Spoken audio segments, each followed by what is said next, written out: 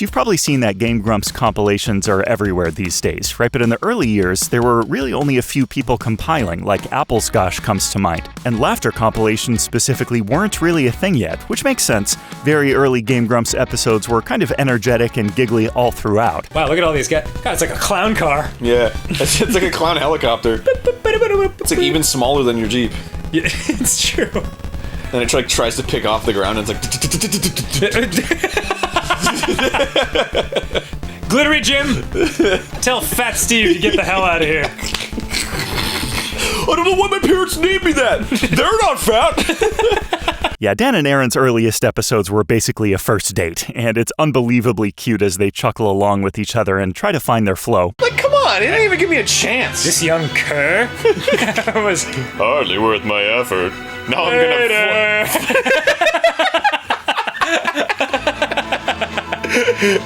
Well, because of this, most compilations that existed at the time were either best of compilations or hyper-specific compilations, like, I don't know, every time Aaron mentions Wendy's or something. And these are fine, but the more episodes I watched after a long day at work and feeling my anxiety dissipate while listening to Dan and Aaron, I felt like there was something really special about Game Grumps that hadn't been highlighted yet. The most racist Punch-Out character, though, he was only in the arcade game. The Italian guy. Do you want to guess what his name was? Was it like... was it like... spaghetti and meatballs? It was fucking pizza pasta! And as I started to make my fledgling compilations using very old Sony Vegas software, I was trying to find the perfect distillation of what made Game Grumps Game Grumps. But I felt like I hadn't quite found that magic something yet. Aw, that dragon's a lot sweeter than I remember. I know, right? Yay! I just want to hang out. Have some balls. You want to play with balls? Why are you shooting me? Then one day, a fan posted something that changed everything for me. I wish I had screen capped it because I owe many thanks to this person. They said, "Why don't you do a compilation of their laughter?" I remember what happened next so vividly because I was about to fly home to Houston later that night to see my family for Christmas, where I wouldn't have access to a computer or compiling software. And it may sound silly, but I actually remember getting goosebumps when I read the comment about a laughter compilation. Like I pointed at the screen and I said out loud, "That's it." These stylized cartoon parts are my favorite part of how they look. Especially Donatello in this exact moment. Oh, man. Is it because he's the smart one? Did they decide to make him like to make him look like a fucking idiot? Like a Poindexter kind of... Well, I had about 8 hours until I needed to leave for the airport, and I had watched so much Game Grumps by this point that I knew most of their biggest laughing fits by heart. At the time, these were things like Crash Man from Mega Man 2, Do It from Mario Party, and the boss fight from Sonic Forces Episode 10. Come on! Gah, goo, gah, gah, gah! My infinite power.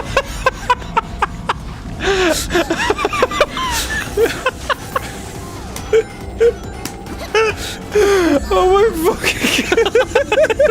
I worked as fast as I could, hit the render button, and rendering took another couple hours, scratched together a thumbnail, and uploaded it to YouTube. Now, I had to leave for the airport, so I couldn't even check if it rendered properly or uploaded successfully. I'd have to look at all of that the next day when I arrived at my parents' house, just hoping everything came out okay. Ooh, a bee. Hey. You want that bee? Yeah, sure. Fuck, what the hell? Stupid goddamn football player, backpack toting motherfucker.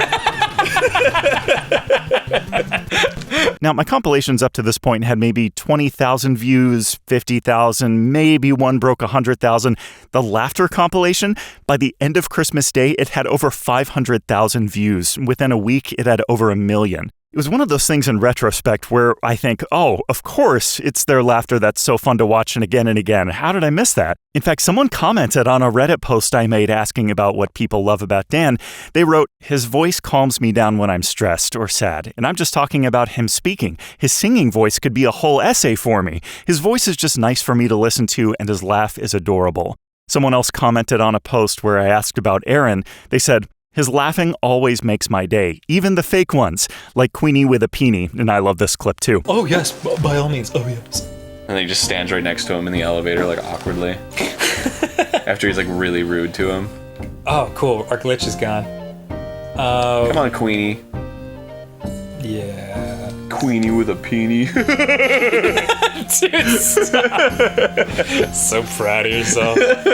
They laugh the way children laugh, with total joy and commitment to the present, and it has a real impact on me. Like, their laughter can help to kind of center myself or find some peace during a stressful day. Use it. All right, how do I get out of it? Okay. I didn't want to use the whistle. Sorry, I was just trying to be efficient in like getting my coughs and my. You'll never make it. What is wrong with you? And we learned nothing.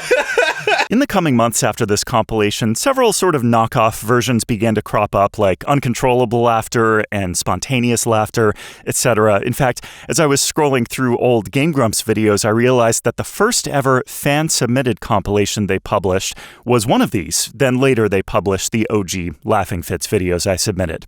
A letter. Yes. C.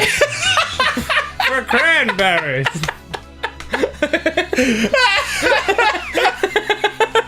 But hey, wherever you enjoy getting your Game Grumps laughter, know that you are not alone. You are valuable, and I appreciate you watching. Happy painting.